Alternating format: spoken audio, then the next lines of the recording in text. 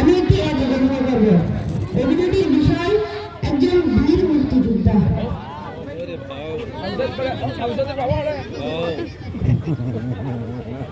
পূর্ব দিগন্তে সূর্য উঠেছে, রক্ত লাল রক্ত লাল রক্ত লাল, জোয়ার এসেছে জনসমুদ্রে, রক্ত লাল রক্ত লাল রক্ত লাল।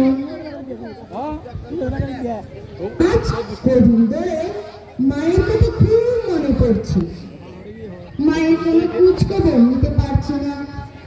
পাক সেনারা নির্বিচারে গণহত্যা শুরু করে দিয়েছে, ঘর বাড়ি জ্বালিয়ে দিচ্ছে। জানি না আমার মা কেমন আছে, নিজেকে খুব দুর্বল লাগছে। না না না, আমাকে দুর্বল হলে চলবে না। বুকে সাহস নিয়ে পাক সেনাদের বিরুদ্ধে যুদ্ধে ঝাঁপিয়ে পড়তে হবে।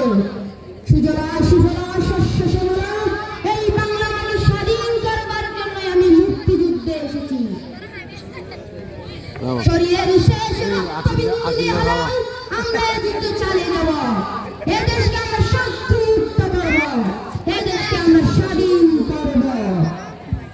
জীবন বাজি রেখেই দেশকে স্বাধীন করতেই হবে।